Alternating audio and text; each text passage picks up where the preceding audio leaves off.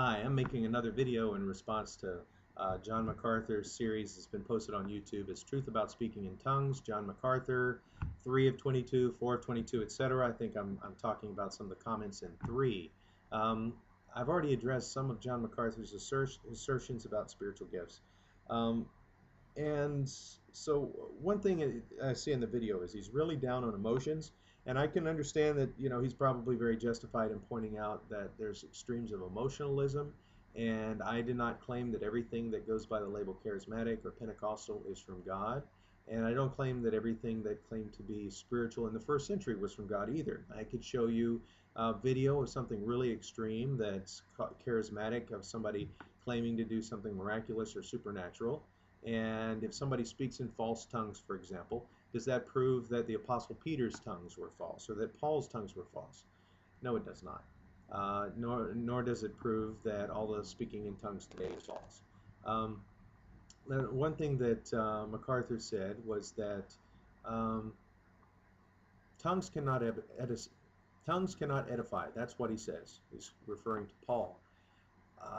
He's contradicting the very passage that he's teaching on. If you read 1 Corinthians, it says, "For he who speaks in a tongue does not speak to men, but to God, for no one understands him. However, in the Spirit he speaks mysteries. But he who prophesies speaks edification and comfort to men. But he who speaks in a tongue edifies himself. He who speaks in a tongue edifies himself, but he who prophesies edifies the church. I wish that you all spoke in tongues, but even more that you prophesied." Okay, now I cut the verse in the middle to emphasize that point there. And this is New King James Bible that I'm quoting from. Now, I wish that you all spoke with tongues. So it's clear that the type of speaking in tongues that Paul is referring to here is good. It's, I wish that you all did it. It's a good thing, but rather that you prophesied. So that's better. So it's good to speak in tongues. It's better that you prophesy. So what is the characteristic of speaking in tongues? He who speaks in tongues edifies himself. In a prophecy, he who prophesies edifies the church. So it is good for you to speak in tongues and edify yourself.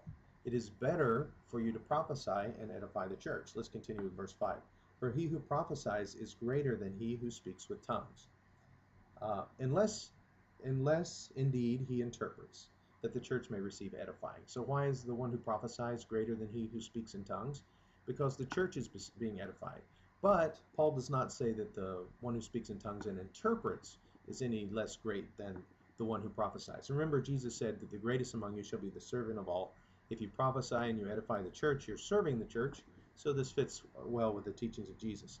Now, one thing that is really disturbing, John MacArthur knows some Greek, and so he'll reinterpret and retranslate some things. And he argues that when it says, "For he who speaks in a tongue does not speak to men, but to God," that it really should be a God, and that it's talking about the mysteries that he speaks are pagan mysteries. But look at the context. Would Paul really say, "I would that you all spoke with tongues," if he's talking about jabbering in pagan mysteries to a false God? I mean, that's a horrific interpretation of the passage. It makes Paul out to be a villain. And where is the strong rebuke? Where is "this is idolatry"? Where is "this is demonic"? Whereas this is pagan. This does not show up in the passage.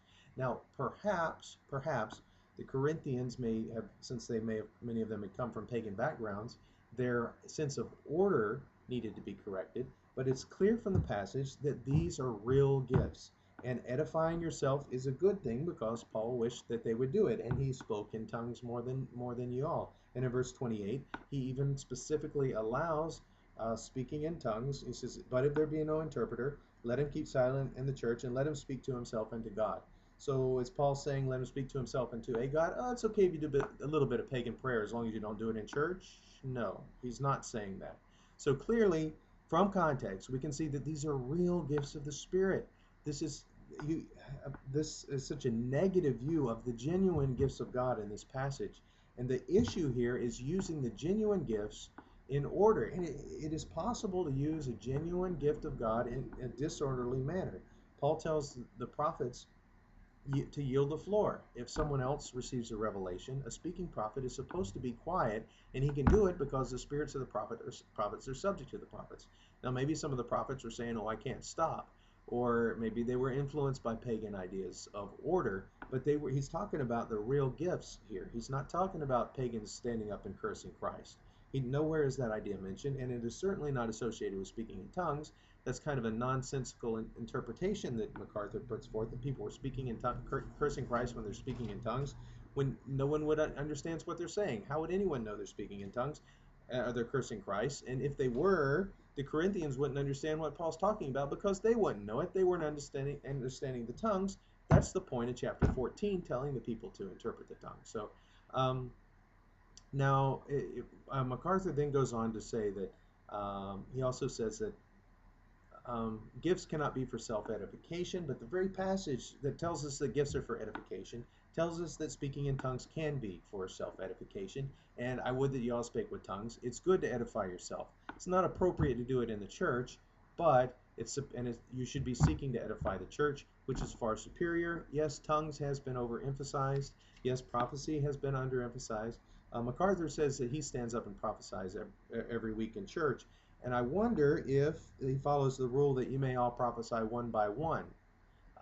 And if a revelation comes to another sitting by, let the first hold his peace. Does MacArthur be quiet when someone else receives a revelation? Does everybody in his church prophesy one by one? Somehow I suspect that the answer to at least one of those questions is no. And that Paul makes a distinction between prophets and teachers. Prophets speak as moved by the Spirit.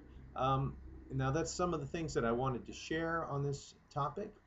Feel free to watch my other videos. I go into depth in some of my videos about that which is perfect in 1 Corinthians 13, and I have a teaching series on tongues as well. God bless you, and I hope that you enjoyed the video and that this edified you. Thanks.